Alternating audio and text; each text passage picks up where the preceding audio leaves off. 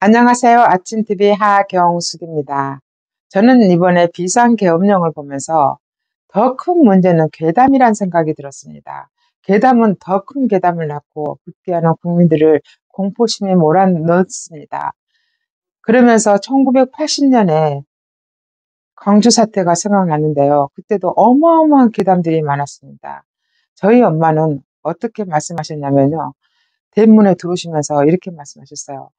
오메, 저 새끼들 세상에 말이야 공수부대를 무등산에 엄청나게 다 뿌려가지고 그 무등산에 공수부대가 쫙 깔려물 담게 그러면서 그 공수부대들 말이야 이제 한창 먹을 나인데 걔네들을 3일날 3일밤을 꼴딱 굶겨가지고 눈이 해끄닥 돌아가가지고 걔들이 살아있는 배암을 껍질을 그대로 배암을 벗겨가지고 먹었단께 그 정도로 지금 상황이 안 좋다께. 근데 그런 애들을 광주 시내에 뿌려보니까 어찌겠어. 사람들을 버린 대로 다 죽여버렸단께. 저희 엄마가 이렇게 말씀하셨어요. 어렸을 때 제가 그 말을 들었을 때 얼마나 충격이었겠습니까. 제가 그래서 광주 사태의 괴담과 비상계엄령이 일어났을 때의 괴담을 좀 비교해서 설명을 해볼까 합니다. 광주 사태 괴담입니다. 첫 번째, 계엄군이 임산부의 배를 갈랐다는 이야기들이 있었습니다. 제 나이 또래 많은 사람들은 그게 현실로 생각하고 있을 겁니다.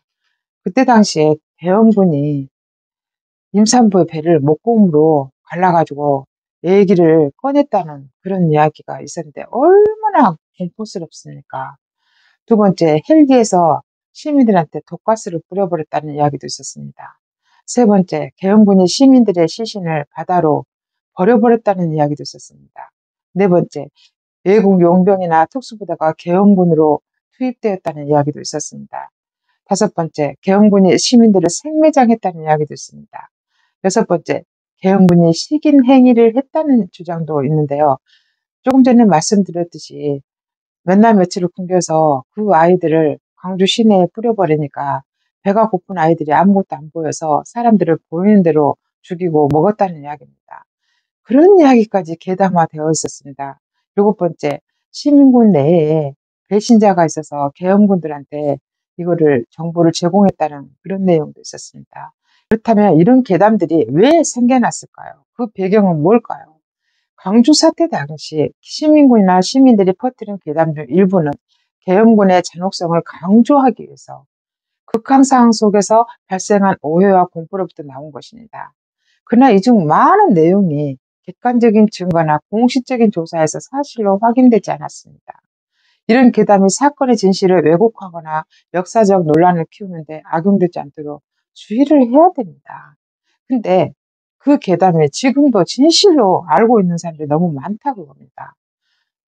두 번째, 이번에 비상계엄령이 내려졌을 때 이번에는 사건이 좀 다릅니다. 왜냐하면 그때 당시에는 80년대 당시에는 인터넷이 없었잖아요. 그러니까 저 괴담이 진실이냐 호도돼서 오랫동안 진행이 됐지만 이번에는 사정이 다른 게 인터넷이 너무 발달되어 있었고 계엄군이 가기 전에 이미 수천 명의 시민들이 국회에 가 있었다는 사실 여러분들은 어떻게 생각하세요?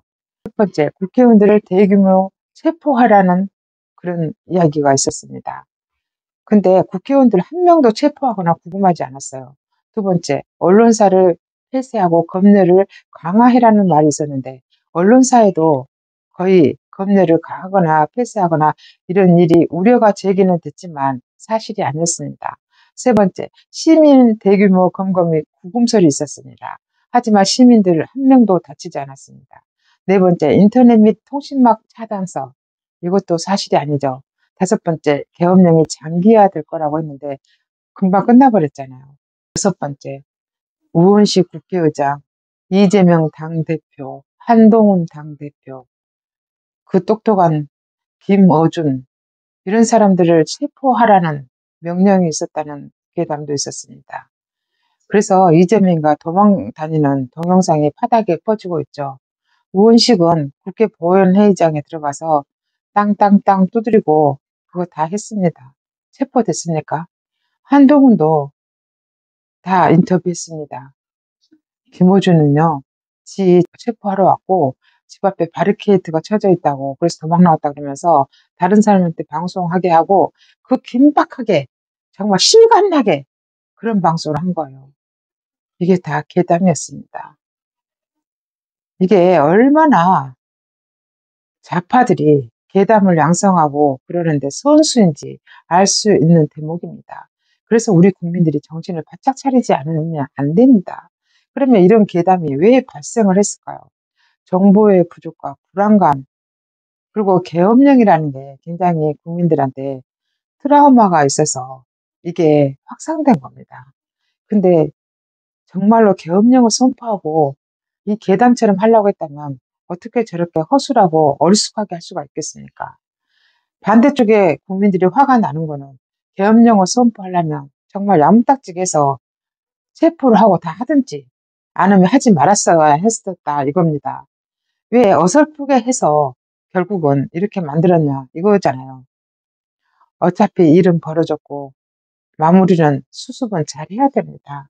이럴 때일수록 우리가 좌파들한테 배워야 될 건 뭐냐면요. 보세요. 이재명과 조국이 그렇게 사법 리스크가 있어도 한 집안을 폐가망신시킨다고 그런 말만 해대면서 좌파들은 그들을 감싸고 감싸고 또 감쌉니다. 저는 우파들이 그들과 똑같이 감싸란 말은 하지 않습니다. 하지만 최소한 공격은 하지 않아야 됩니다. 내부 총질은 하지 않아야 됩니다. 이럴 때일수록 국가와 민족을 생각해야 된다는 거 다시 한번 강조해서 말씀드리고, 이럴 때일수록 그래도 단합을 해야 됩니다. 이때 뭉치지 않으면 죽습니다. 흩어지면 죽습니다. 나라가 위태롭습니다. 너무 위태롭습니다. 이럴 때일수록 뭉쳐야 된다고 생각합니다. 지금까지 진실을 알려드리는 아침TV 하경숙이었습니다.